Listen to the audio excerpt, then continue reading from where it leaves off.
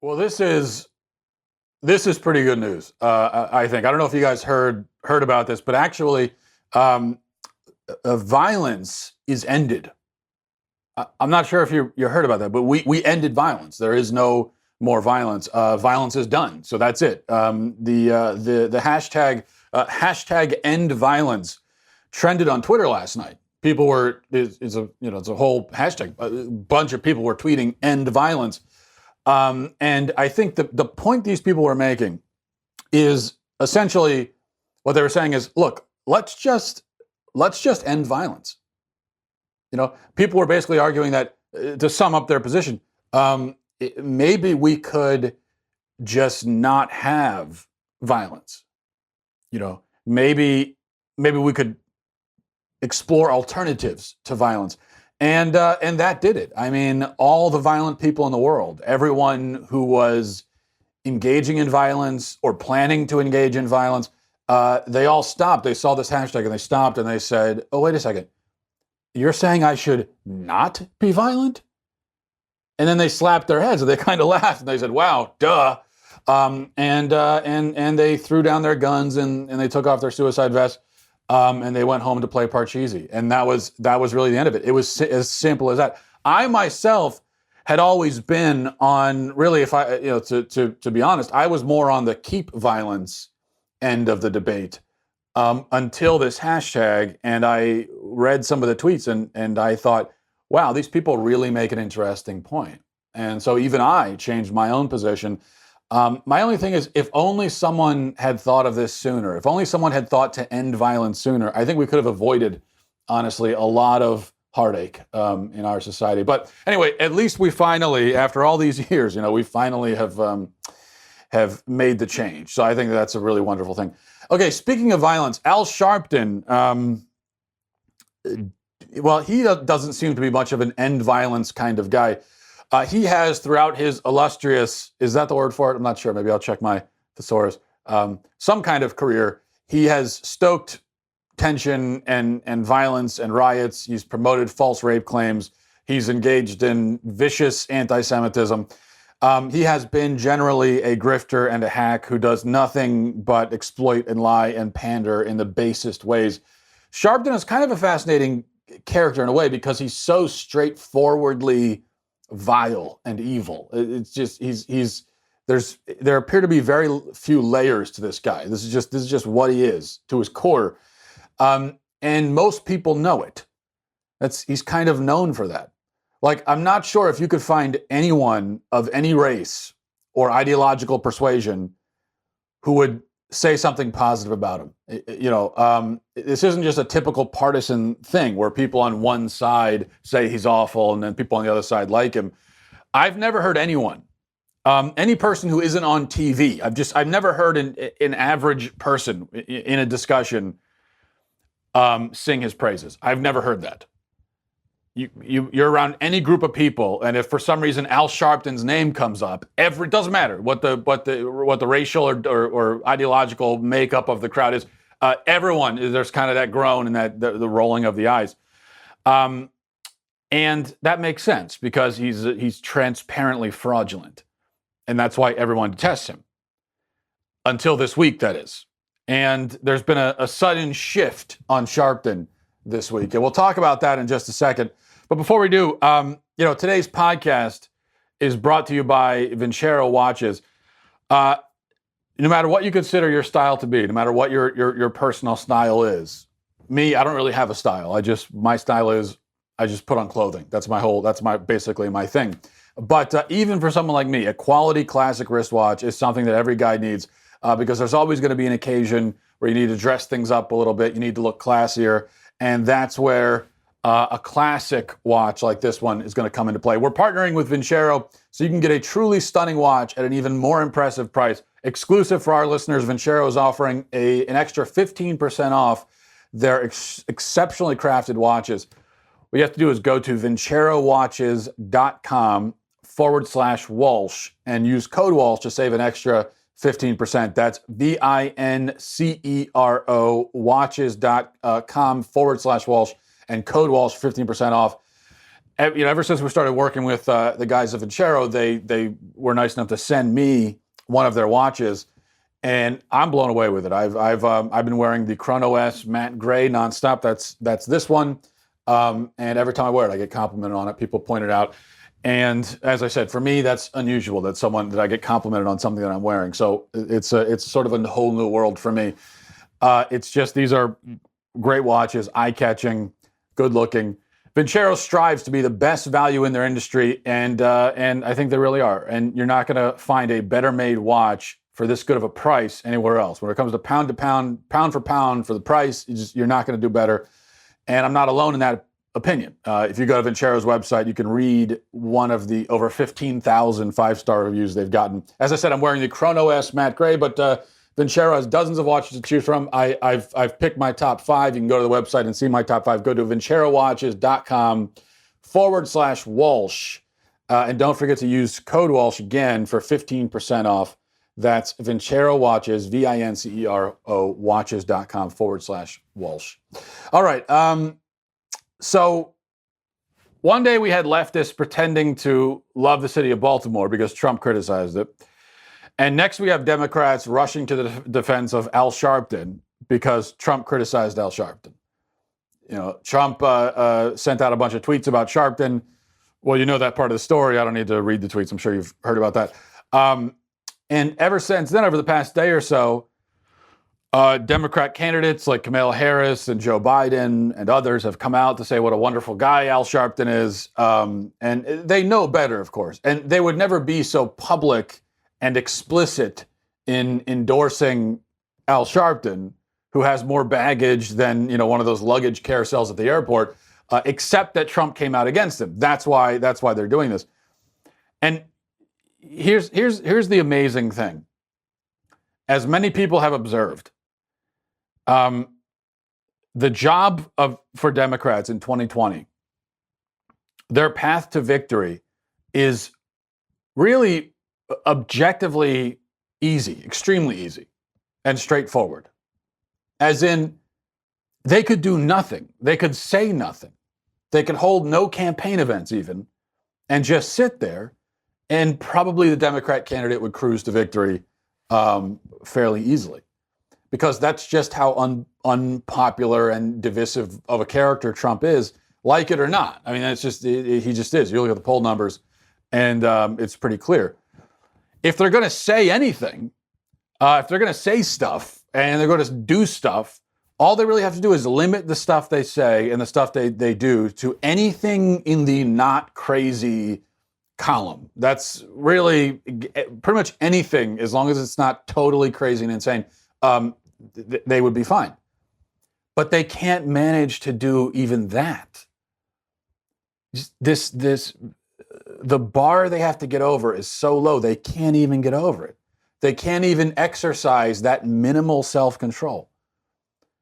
Because Trump has this sort of reverse magnetism that causes them to, whatever he says, his ideological opponents will immediately rush to the exact opposite position from whatever he said. It doesn't matter what he says.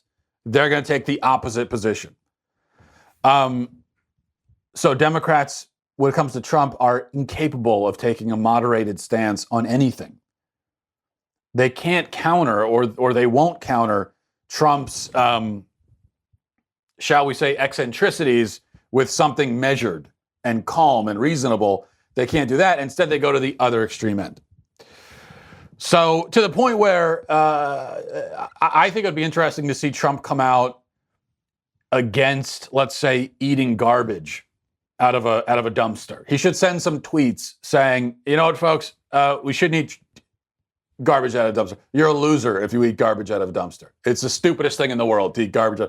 He should just say that, because then you're going to have Kamala Harris and Elizabeth Warren and Joe Biden all coming out and saying, eating garbage out of the dumpster is the most American thing. It's wonderful. It's healthy. It's tasty. This is what true Americans do. Any position he takes, they're going to take the opposite. So these past few days have been a perfect example, perfect illustration of the problem for Democrats. Trump lashes out about Baltimore, saying that no human would want to live there and it's rat infested and so on. And they could have responded by saying something like, look, he's basically right about Baltimore. Baltimore's got serious problems. It's a city with tough challenges.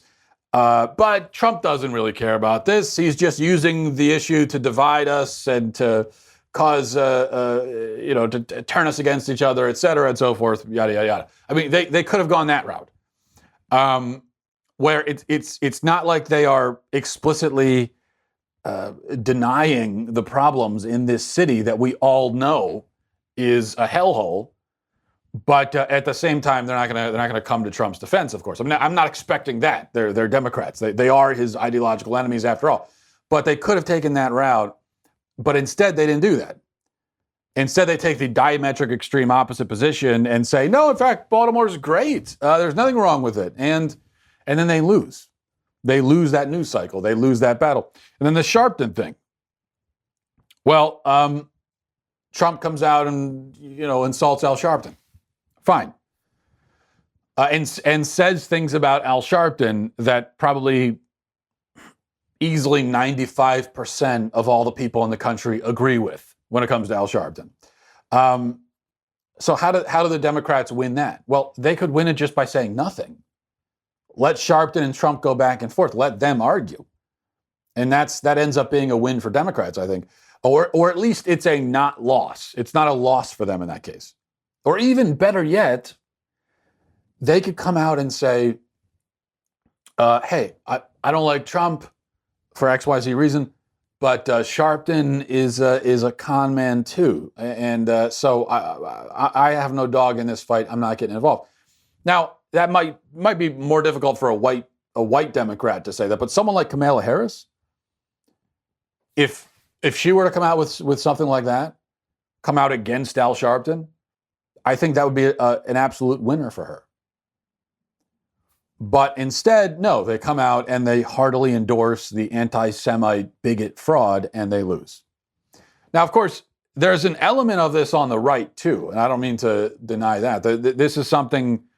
This is not just something that Democrats do. This is how our debates, if you want to call them that, work in this country these days, where there's this tendency to define yourself based on taking the complete opposite position from your opponent, whatever that happens to be. So an example of this on the right would be something like, I run into this sometimes, for instance, with right-wingers who respond to guys like Kaepernick and those who talk about police brutality by insisting essentially that it isn't a problem at all. It doesn't happen.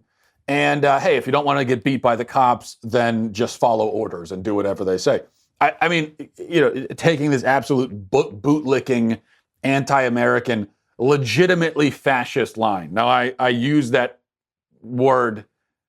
I'm very hesitating in using that word because of course it's an abused word. But when you say, look, if you don't want to get beat, just do what you're told.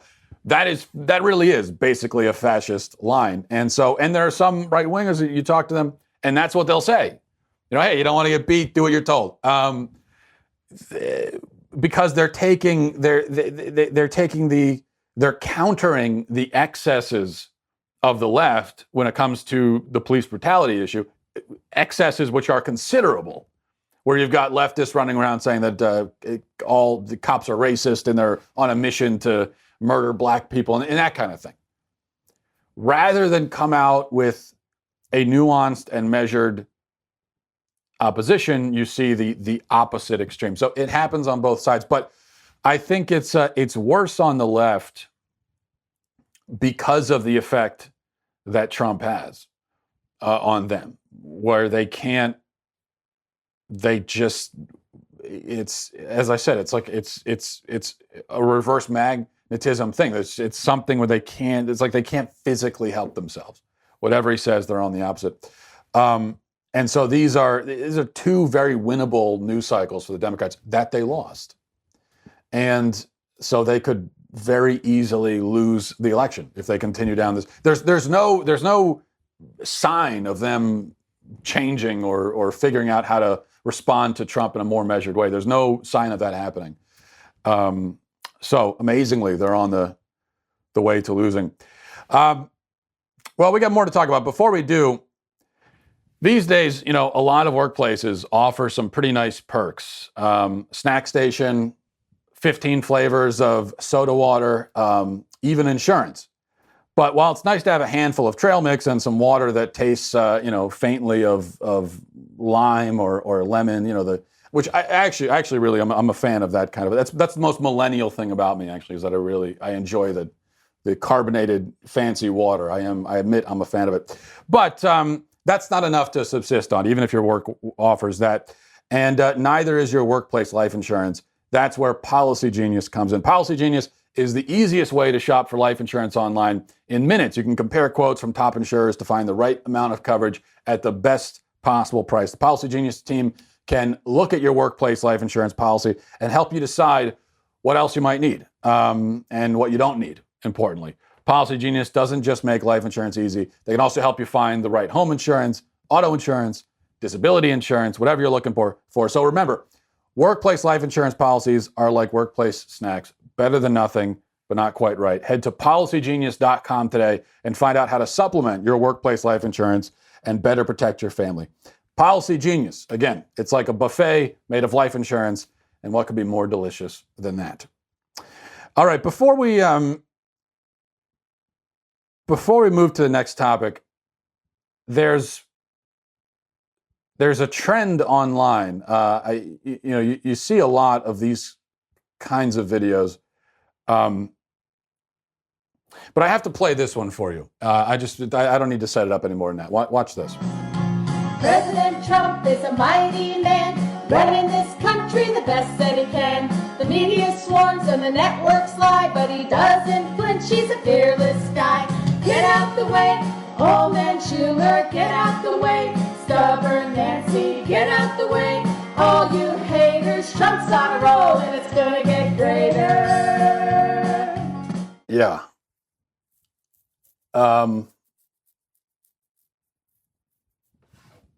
Okay.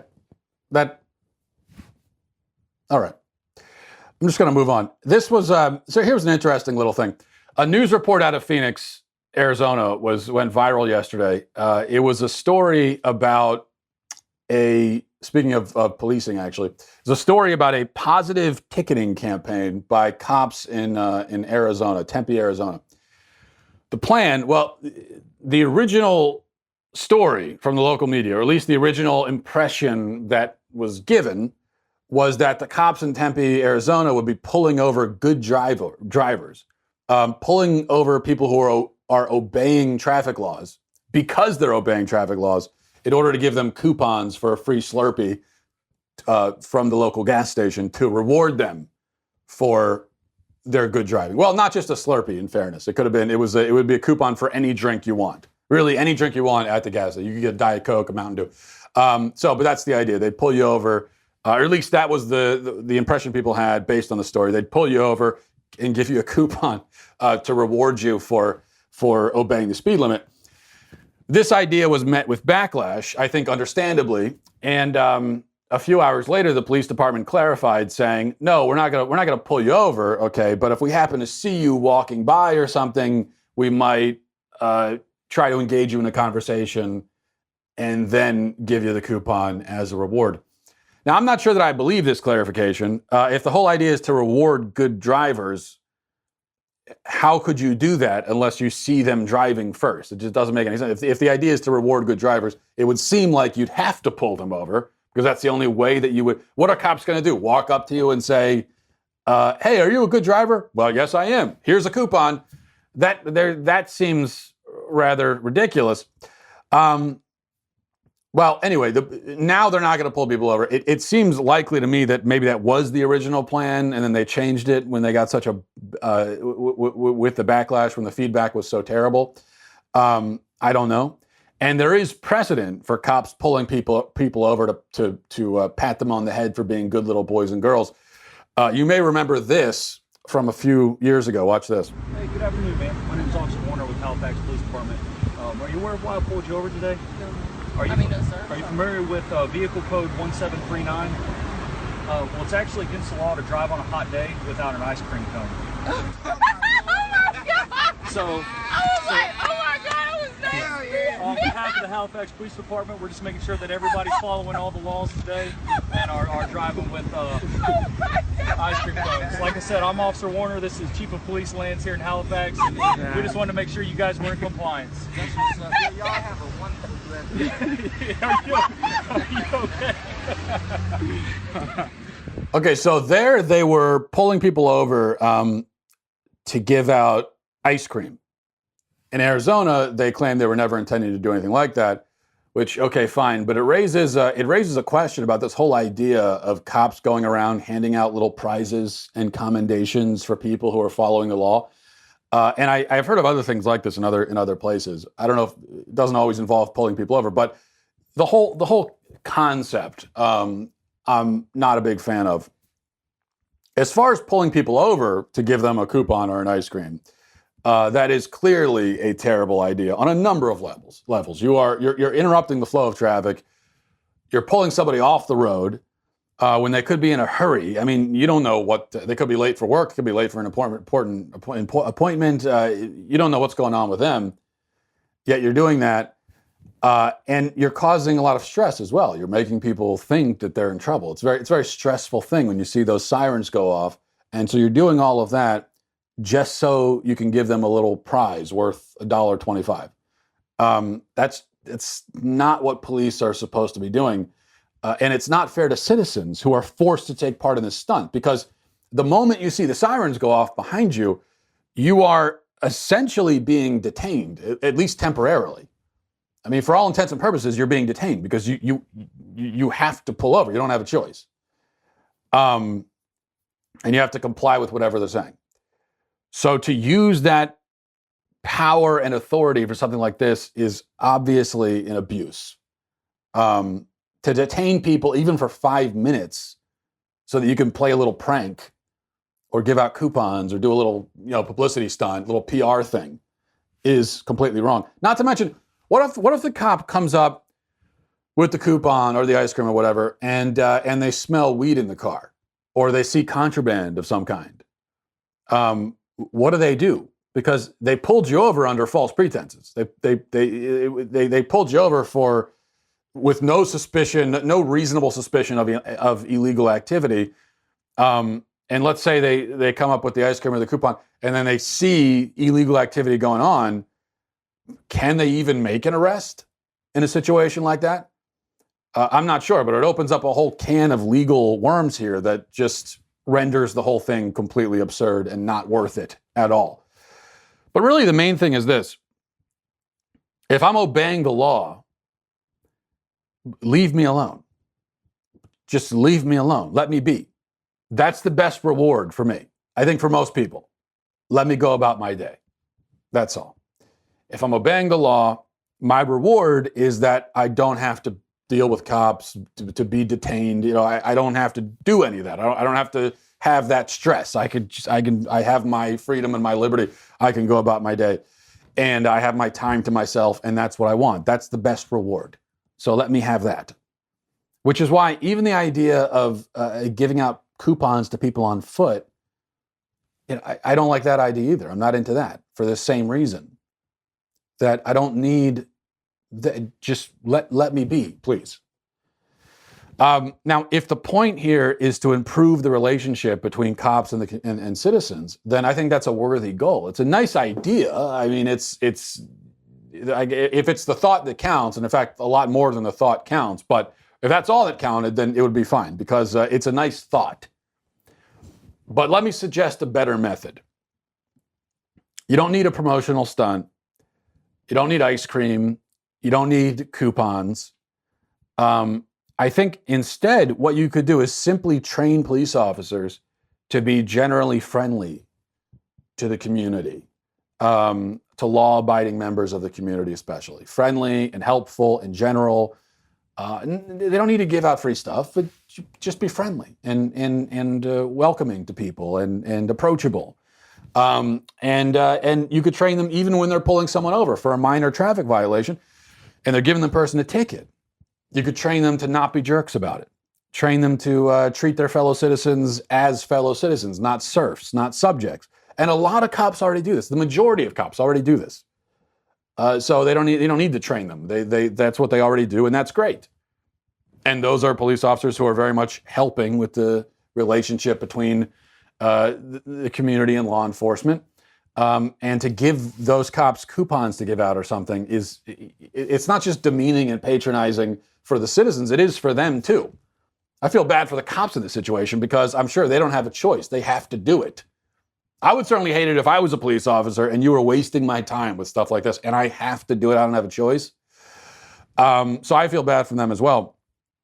My point is simply that all the coupons in the world aren't going to compensate for cops who struggle in this area of simply being nice and friendly, to the community, especially to law-abiding members of the community. Any police officer who struggles in that area, you're not going to compensate for that with coupons. And if they don't struggle in that area, then the coupons are unnecessary. It's an added thing that just makes it weird and awkward, and there's no reason for it. So that's what I would say. And the last thing too is I think like most people these days, I'm not a fan of participation trophies. The idea that anyone should be given any kind of prize at all simply for obeying the law.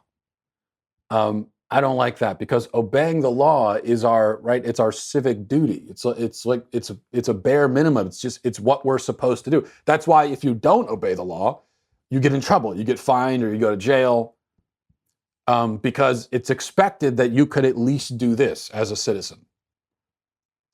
So we talk about the responsibility of police officers. Well, the responsibility for us is, obeying the law is bare minimum stuff. So to give us essentially a civic participation trophy and saying congrats for not breaking the law, no, we don't. Not only are you wasting our time, but it's also we don't deserve that. Even something like a coupon, we don't deserve that simply for obeying the law. So the whole idea is awful. Let's see. There was one other story in the Daily Wire about, well, maybe we'll save this for tomorrow.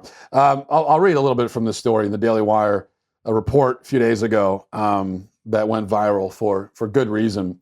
Reading a bit from the report, it says, John Doe, as he is referred to in court documents reviewed by the Daily Wire, was accused of sexually assaulting a student referred to as Jane Roe at the end of January 2018. And this is at Pennsylvania State University.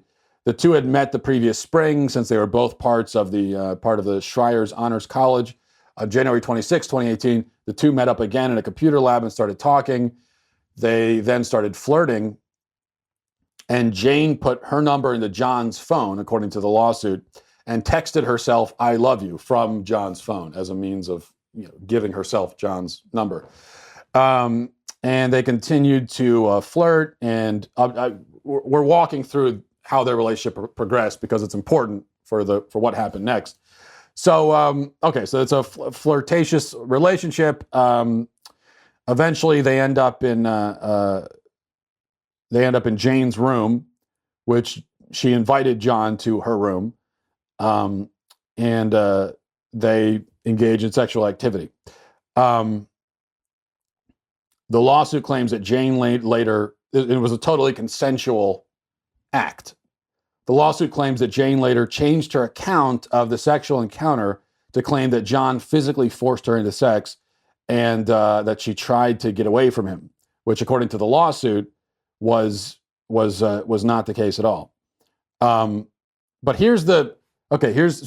so far it's a story that unfortunately we've heard many times. According to the lawsuit anyway, you have a consensual encounter that after the fact turns non-consensual because the woman changed her mind and decided she regretted it, and so on. Which, of course, you never hear the reverse of that.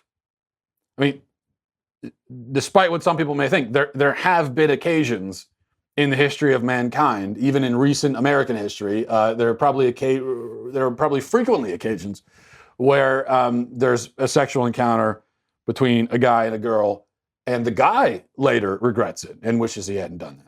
But you never hear about the guy coming back and saying, yeah, you know what, actually, I wasn't into that. I was raped. You never hear that. And if a guy did do that, I think he'd probably be laughed out of the room. Nobody would take him seriously. So this is something that only women are able to do. It's a kind of female privilege. Well, the hearings panel chair told, they said that the panel felt, this is the panel that was, looking into these allegations at the school. They felt that the respondents' continual flattery constitutes cajoling, which they gave several examples. They gave several examples of what they felt the guy was cajoling the girl into sex by flattering her. And some of the examples they gave, these are all just constitute text messages that he sent, flirty sort of text messages. So when they say cajoling, it's not like he was trying to blackmail her or intimidate her into having sex, but no, he called her beautiful, stuff like that, complimented her. Normal things that guys say to girls, especially if they're in a relationship of some kind with them. And so the school decided that the flattery is a cajoling into sexual intercourse, and therefore it's a form of sexual assault. That's all according to the lawsuit. I mean, this is, you want to talk about the slippery slope. This is where we are now. And it yet again underscores how dangerous it is. And I think maybe this is the takeaway for people that are in, if you're in college, if you're a guy or a woman, either way, to engage in, the hookup culture and everything, it's a dangerous game to play. Dangerous on a number of levels. I mean, aside from the diseases and everything that are possible, there's also this element of it now. Just completely insane. All right, we'll go to emails, mattwalshshow@gmail.com, mattwalshshow@gmail.com. This is from Dave, says, hey, Matt, I've been navigating my own beliefs on the death penalty as a Catholic. Francis recently scrubbed a bunch of latitude and personal interpretation from the Catechism. I naturally resonate with the thoughts you presented in a recent podcast. I'd love to hear your thoughts on squaring Catholic faith and this belief, as most of the Catholic talkers are militantly anti-death penalty. Yeah, we talked about the death penalty, and I shared that I'm in favor of the death penalty. Although, as I've talked about over the course of the last couple of years, I've kind of flip-flopped on this issue, but I'm now pretty firmly in favor of it for reasons that I outlined. I'm not going to get into it again. But I have gotten several emails like this from people saying, well, I thought as a Catholic, don't you have to be against the death penalty because the Pope came out and said that the death penalty is impermissible? Or I forget the phrase he used. I think that was the exact word, something like impermissible. Inadmissible, maybe. In typical Pope Francis fashion, there was a little bit of vagueness and ambiguity in the way that it was phrased. But it is true that they made this change to the Catechism. What I'll say, though, Dave, is that Catholic teaching, as you probably are aware, Catholic teaching on the death penalty has, for 2,000 years, the church taught that the death penalty is at least in principle acceptable. Not just acceptable, actually, but could be the morally right thing to do. It could be necessary for justice. That's what the Catholic Church taught for 2,000 years. Importantly, that is also clearly what Scripture teaches. I mean, you have God in his own words in the Old Testament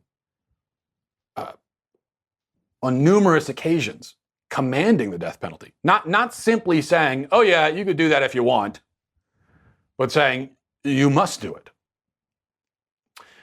for crimes like murder, for instance. So that's what I know as a Catholic. And I know that the Pope does not have the authority to, on his own, simply overturn that. The Pope can't overturn what God said. He can't.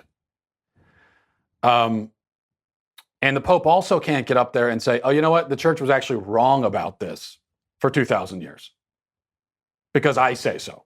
It's my, in my opinion, they were wrong, so they were. The Pope can't do that. So I guess my answer is I'm not in disagreement with the church. I'm not in disagreement with Scripture. I am in disagreement with Pope Francis himself personally, and I'm perfectly free to disagree with him.